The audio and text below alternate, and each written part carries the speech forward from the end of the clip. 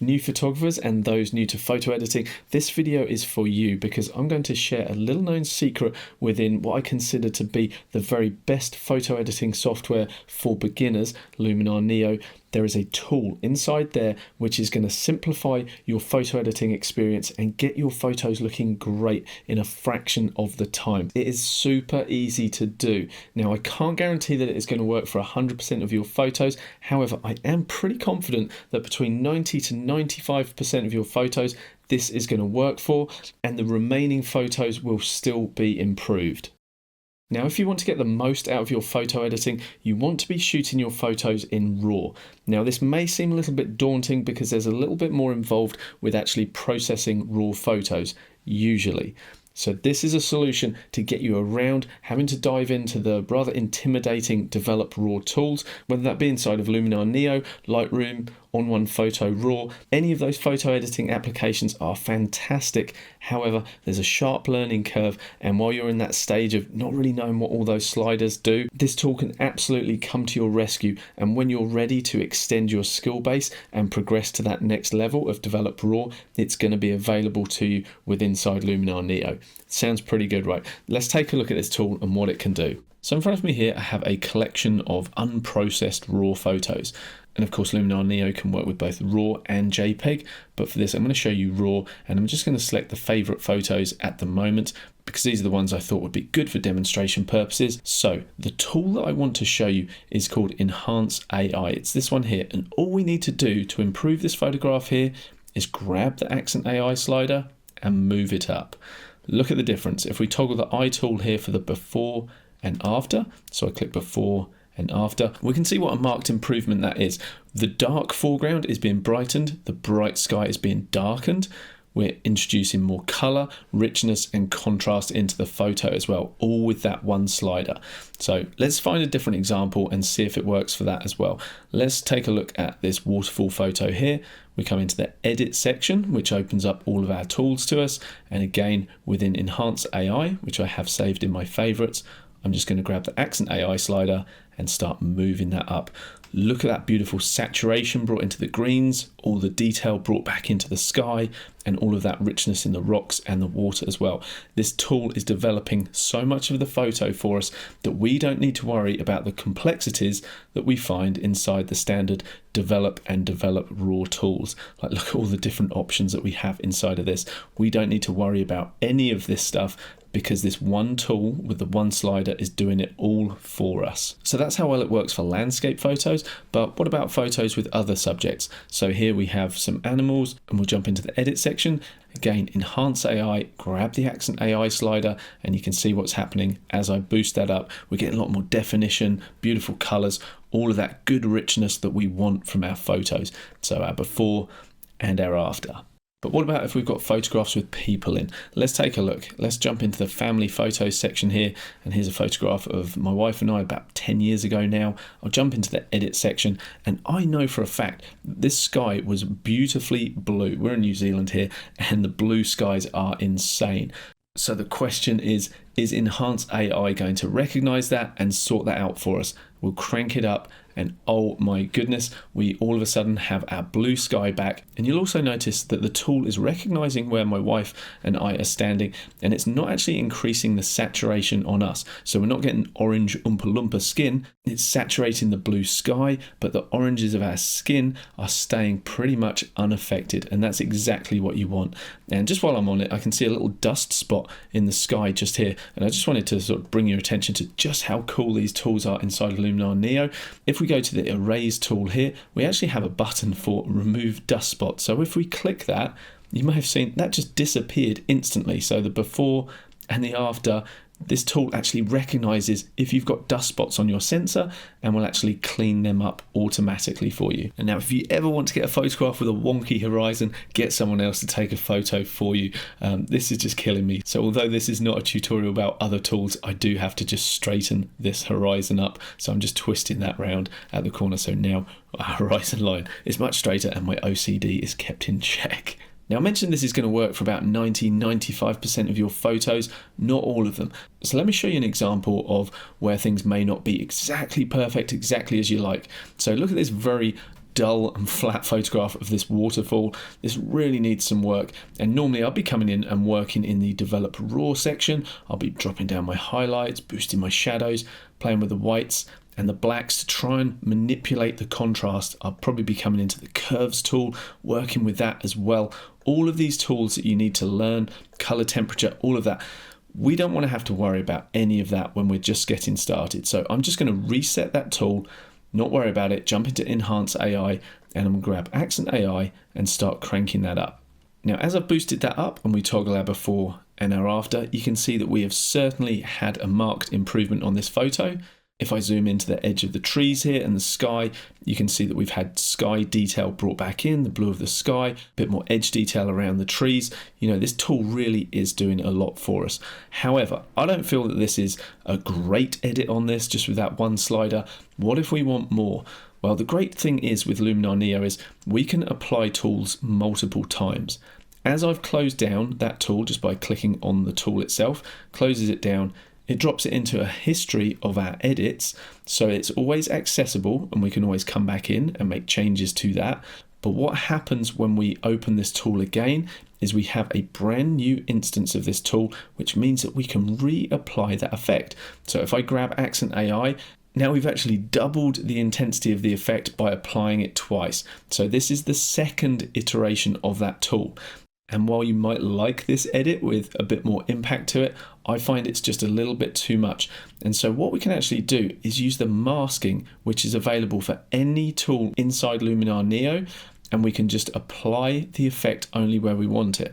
So for instance, a good rule of thumb is to say the thing that you want to intensify is the subject of the photo that you want people to look at. So I'm just putting a radial gradient over the top of this, which I can grab and move around. I'm going to move it over the top of the waterfall because that's the most important part in the photo. Then anything that's red represents our mask, and therefore it's going to show whatever tool we've activated. So Enhance AI that we just doubled down on, we're now saying only show that doubling effect where the red mask is visible, and then it's just going to taper off towards the edge here where we don't see any red. So if I close this down now, we can see the effect of that. And so within the Edits tab now, you can see that we have two instances of Enhance AI. We can go back to our first one, the original photo, first instance, and now second instance, which only applies that effect through that center part of the photo where we positioned the mask.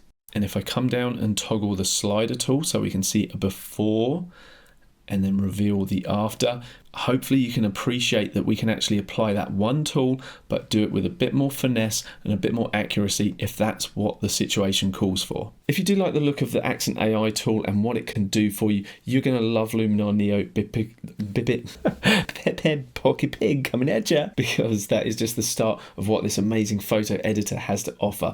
You know, you've also got Sky Swap, Atmosphere AI, Relight AI, portrait retouching tools. I could just go on and on about all of these great creative tools at our disposal, but I won't. For now, we're just talking about Accent AI and what that tool can do for us. This, I have to stress, is not a paid promotional piece from Luminar Neo at all. I just feel so strongly that for new photographers, because it's a question I get asked so often, what's the best software for new photographers?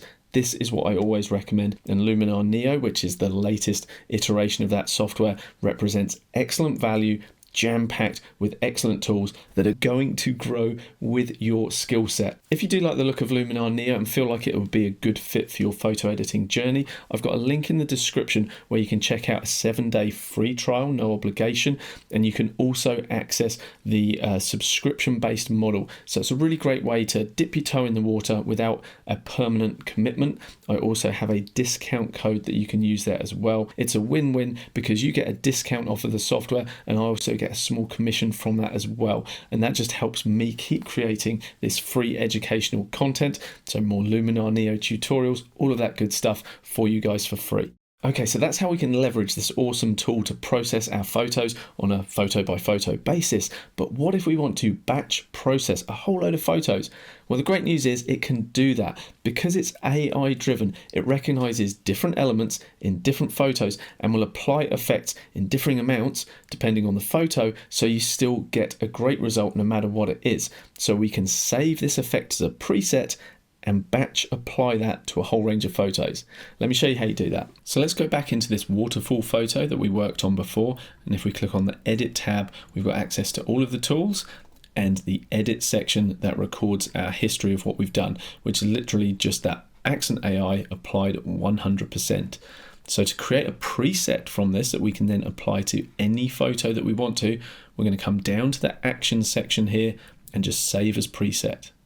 And I'm just going to call that Accent AI 100, so it tells me exactly what that is doing. And now if I jump to the catalog section here, any photo that I want to apply that to, I just come into the preset section and I have access to the Accent AI 100. So I can just click that and immediately our photo has been transformed from this dark foreground, dark boat, to this. So it's done all of the processing for us. But we've decided that we want to quickly apply that effect to all of the photos within our catalog. Well, if that's the case, it's really easy. All we need to do is press Control A on the keyboard, or Option A if you're using a Mac. That's going to select all of your photos. We're going to right click or option click, and we're going to come to Adjustments. We're going to copy those adjustments, and then we're going to right click and we're going to paste those adjustments. And now Luminar Neo works its way through your photos, applying that preset, which is 100% of that effect. And just to check that, we'll open up this photograph here, jump into Edit, and within the Edit section, if we look at our before and our after, that is the result of applying Accent AI. So that's how we can improve our photo edits in multiple ways with just one tool. But what if we want to level up our photo editing so that we have a recognizable style? Let me show you a couple more tools that we can just throw into the mix to really get our photos looking great and create a personal style. So if we go back to the Edit section here and we start looking at all these other tools that are probably just calling out to you, say, what do they do? What do they do? Well, there's some really good options. And when you see the AI emblem next to the tool itself, you're going to know it's going to be leveraging artificial intelligence to improve your photo. Now, this is one of those tools where I find that 100% is far too much. If we toggle the before and after of that particular tool, its structure, we've got rocks in here, there's all this detail in the fur, it's going to be accentuating that, but that's far too much in my opinion. And what I like to do is work with a much lower intensity. However, this tool is fantastic, and I'll show you a really good example of how this can complement Accent AI because it's actually human subject aware. So we're going to jump into the Edit section here of this photo of my daughter and my son many years ago. He's 15 now, so man, time flies. But I'm going to grab the Accent AI slider to improve this. So again, this is one of those photos that I wanted to show you where I feel that Accent AI isn't doing as great a job as we might hope. Here's before, here's after. I don't want all of this information lifted out in the background. I'm not really concerned with that at all. All I want is to see the detail in my children here. And so I'm going to use that same technique that we saw before, where I just quickly grabbed a radial mask, made sure it's covering the subject of them, close that down, and we can see that they've been brightened nicely. Got all that lovely rich color brought back. However, now if we jump into the Structure AI tool, watch what happens. If I grab the amount slider and push this all the way up, you can see that all of the detail in the straw and the background here, that's been accentuated massively. Like we can really see all of that. However, if you look at my daughter and my son here, and skin tones and human features, you really don't want that over accentuated. It can look pretty ugly pretty quickly. The great thing is this tool is smart enough to recognize where people are, enhance the background, and leave your human subject alone. So that's a really nice effect. So I'm just going to drop the intensity of that down again, come back out here, and we can just look at our before and after by using just the Accent AI and Structure AI. It's subtle, but it's definitely an improvement before and after. There's a few more tools which are really easy to use, but might be worth a look at to include in your individual style, just to give your photos their own distinctive personality. So this is the dramatic tool, before and after. That can really give your photos a little bit of pop. Personally, I don't like to have the local contrast too high, but if we drop that all the way down and have a look at that, that's a nice addition of contrast using that tool. And the mood tool is super easy to use because we can just select an option that we like the look of, and as we mouse over any of these we can see exactly what is going on.